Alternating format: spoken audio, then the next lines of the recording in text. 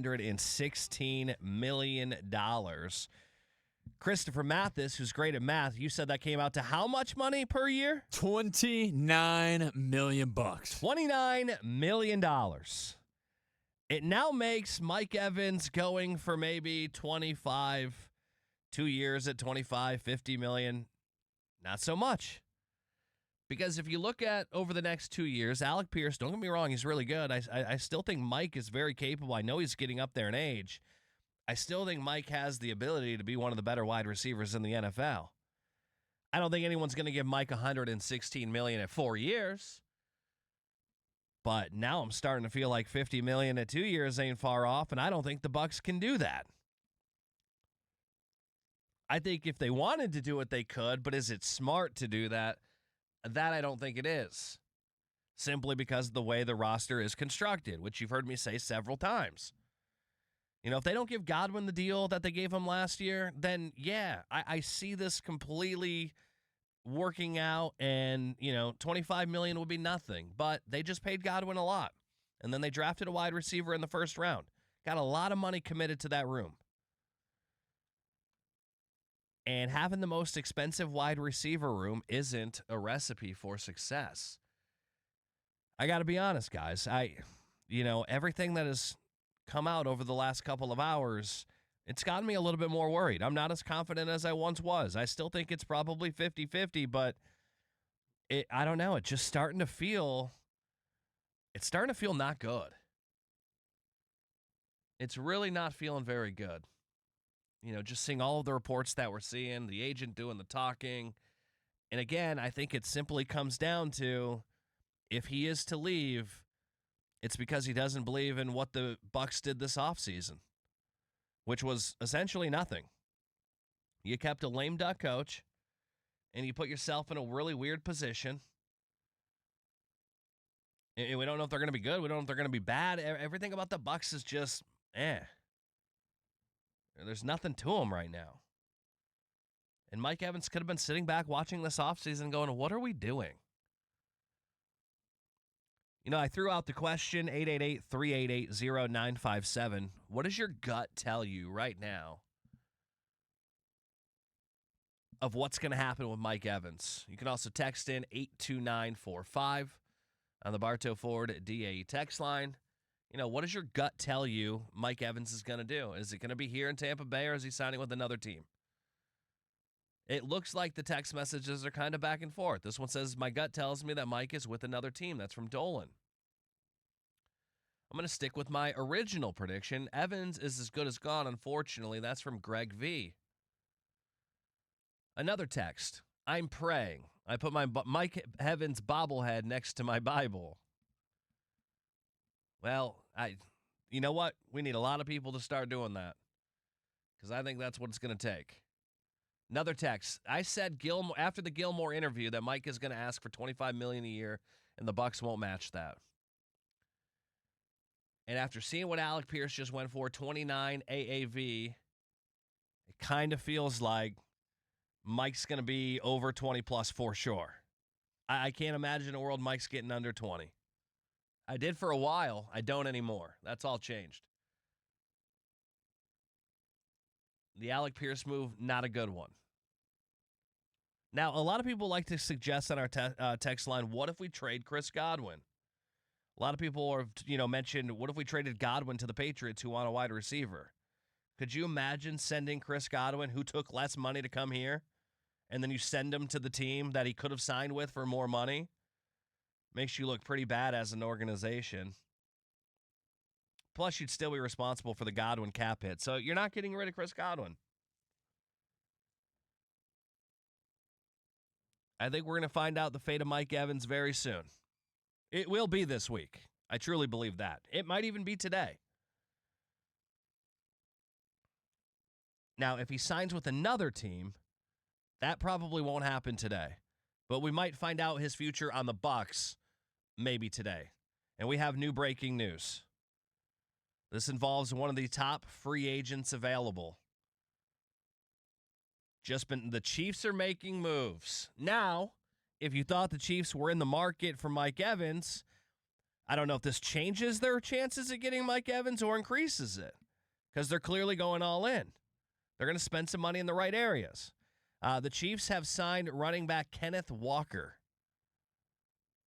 I don't have the numbers or the details on the contract, but the Chiefs have signed Kenneth Walker, which probably means Jeremiah Love in the mock draft that we have coming up.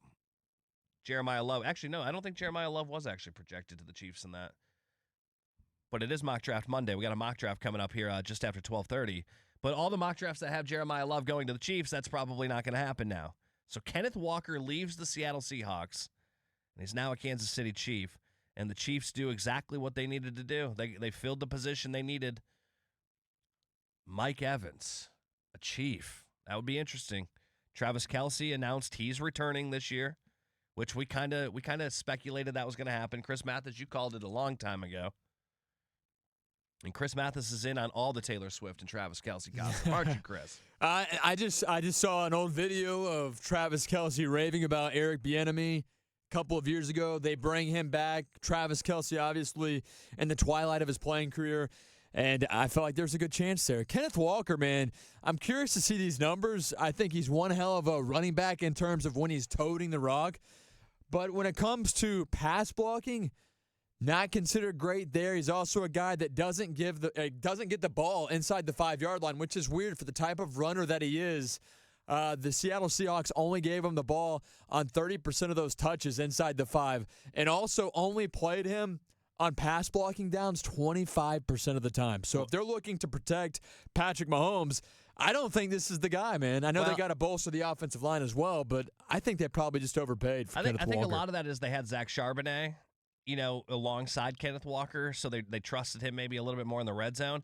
I would imagine he gets a lot more red zone opportunities in Kansas City. I feel like he will be the red zone guy.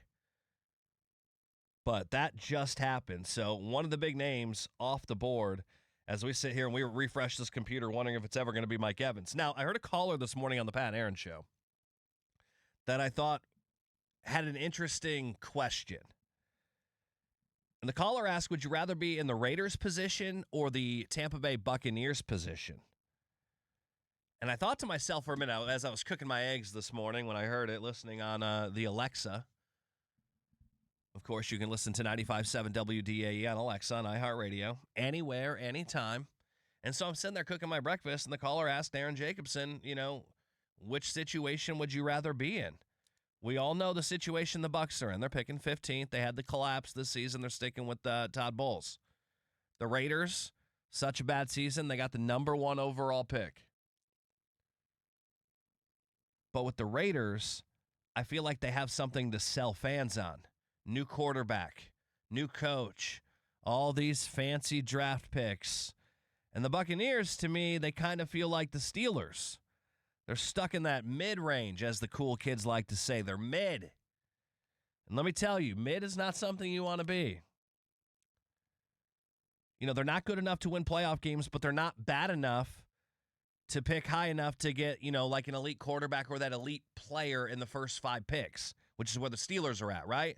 Like the Steelers will get to the playoffs, they won't win anything, but they haven't picked high enough to be able to get a quarterback in over a decade. And I feel like the Buccaneers are in that situation right now. Obviously, I don't feel like they need a quarterback, but, with that top 3 pick, top 5 pick, you could get one of those elite edges you might want and help your rebuild out or whatever we're in right now. That's the thing with the Bucs. You don't know. Are they in a rebuild? Are they continuing to go for it? Nobody knows. They're just kind of stuck.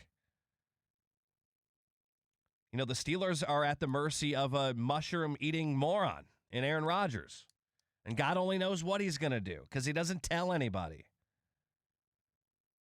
But the Buccaneers are now in a spot where they want to keep their Hall of Fame wide receiver, but because of the roster construction, keeping him doesn't even really make a ton of sense. But we want it still because we don't want to see him go somewhere else. I think it's the Raiders because there's so much unknown. New quarterback, all these fancy draft picks, new head coach that you believe in coming off of winning a Super Bowl as an offensive coordinator. Remember when Kyle Trask, everybody wanted Kyle Trask to be the quarterback because it was the unknown. You didn't know. That's kind of what the Raiders have. They can at least sell you on hope. where I think here in Tampa Bay, we can't even really sell you on hope at this point. So I think I'd rather be in the position of the Raiders, who were the worst team in the league last year. Chris Mathis, your thoughts? The Raiders the worst team in the league last year? Yeah, they have the number 1 overall pick. Would you rather be in their position with all of this draft capital? They have the most cap room to sign free agents. Mm-hmm. Or you could be where the Bucs are, not a lot of cap space, mid-tier draft pick, and you're just kind of stuck in this mid-place. Yeah, I mean, you just traded away Max Crosby. You got 2 first-round draft picks. You're picking twice in the first round this year. You get an extra first-round pick next year as well. And a new coach. A new coach.